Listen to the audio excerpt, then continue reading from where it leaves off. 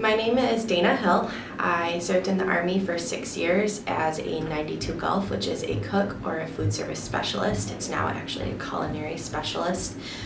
And I am the current veteran advisor for nursing students here at Davenport. Okay.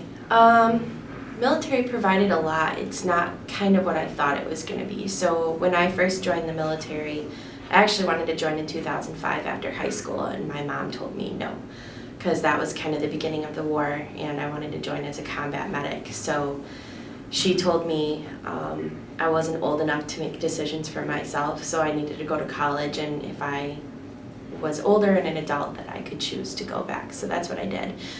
I went to Grand Valley for 2 years.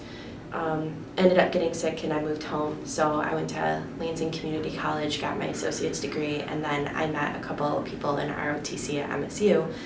So I transferred to Michigan State University, where I joined the ROTC, and being an older student, which, you know, at the age of 21 you don't really think you're old, but you kind of are. They told me to do a simultaneous membership program. So what ROTC is usually you enter college as a freshman, as an MS1, and then when you graduate, you commission. So what happened with me is, instead of, if I went simultaneous membership, it would waive the first year. So I did my MS2 year. And then I took a spring semester off my junior year of college, and I went to basic training and advanced individual training, which is your cooking school. And then I came back. I took 18 credits in the summer, which was a lot of work, and I started my reserve service.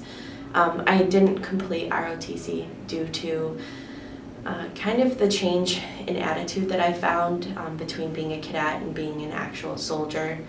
And at that point my life had changed. My husband had proposed to me and we were getting married, and so I just decided to complete my Army commitment and kind of let his job shine over mine, because it would have really affected him if I would have became an officer. So life changes.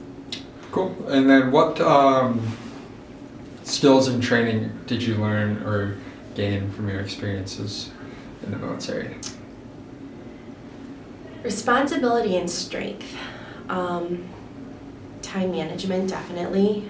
Coming back, taking 18 summer credits was a lot of work, and I think just because of the fact that I was raised by someone in the military, I was always told, if you're on time, you're late. If you're early, you're on time. So time is a huge effective for me. If someone's late, it actually is kind of annoying to me.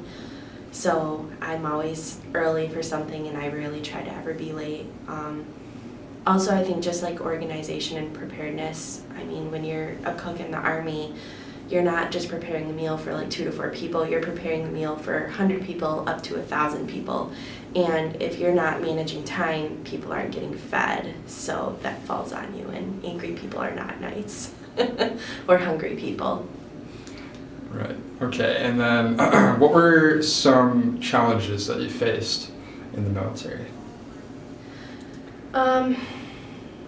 Well, I would say kind of like with the Me Too movement, I was someone who experienced harassment. I had 2 male sergeants that I worked for in the Army, and one of them was actually kicked out because he had said some sexually harassive things about me, and which came to blocking me from ever getting promoted.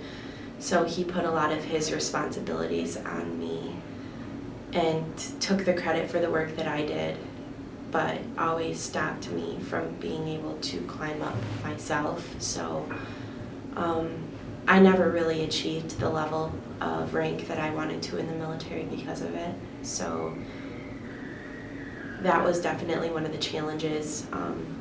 Missing weddings, birthdays, funerals.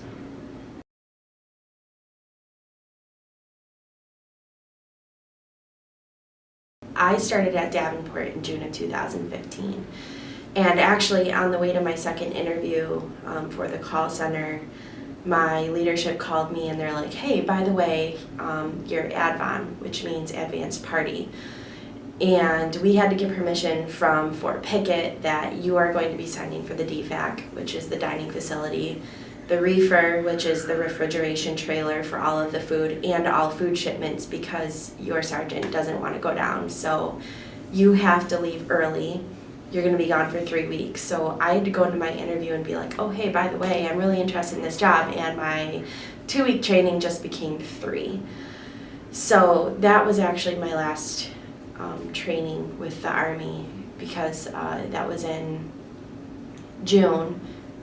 So Davenport hired me and they're like, don't worry about it, it actually works out. We're hiring 4 other people with you, so we'll train them and then just go do your training, come back, and we'll just pick up where we left off. So I worked for Davenport for 1 week, left for annual training for 3 weeks, and then came back and out-processed out of the Army. So I not only started in academia, but I also became a civilian and stopped the Army all within like 1 week of each other.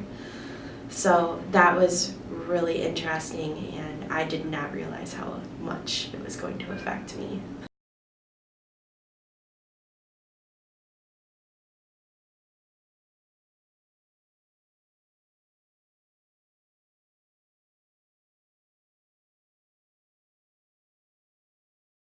You would think going to a Big Ten school with one of the biggest ROTC programs in the state would know how to use your GI benefits, but back in 2011, when I joined the military, they're like, well, join the military, you can come back, you can use your tuition assistance, you can use your GI Bill.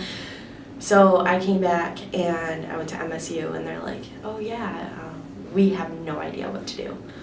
So here I am at a Big Ten school trying to pay for my school, and they had no idea. So one of the biggest benefits I love about Davenport is that we have a certifying official. We have people who are in the military who have used their benefits and know how to use their benefits. And I think even as an advisor now, having the experiences that I went through and those struggles helped me alleviate the struggles of my students.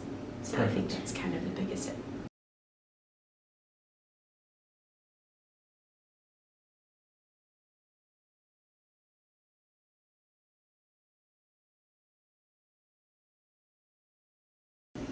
Definitely lots of funny stories being a cook. I mean, kind of messed with people a lot, like feeding a whole unit chili mac the day before a rep march.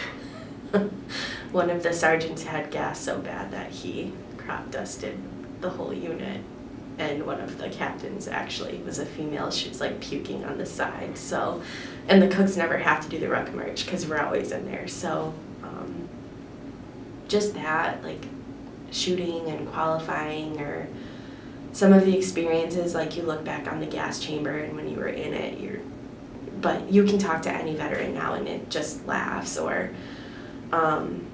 there was a funny video that was posted of a semi who, well, it's not funny, but the semi tried driving through construction in the mountains and it like fell off the mountain, and all of our units like, oh yeah, that's driving to Fort Pickett, because we drive through the mountains in Pittsburgh or in Pennsylvania, and just remembering like you're in a massive 5-ton truck and here's a concrete wall for construction and there's the mountain.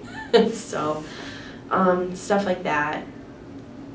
Some of the struggles is when I was at basic training, I found out my grandma had passed away, and she was my last grandparent that was alive. So never feeling like you had a closure.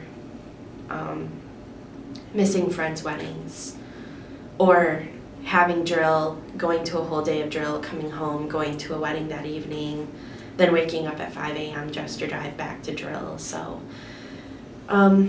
you know, that you always take the good with the bad. Every experience is going to be good, and every experience is going to have the bad parts too. But overall, I mean, it gives me a closer relationship to my dad, and it's actually kind of even helped me with my own marriage and my own life, kind of understanding where he came from and things growing up. So cool. Is there anything else that you want to add or feel like you need to say? Not really. I mean, awesome.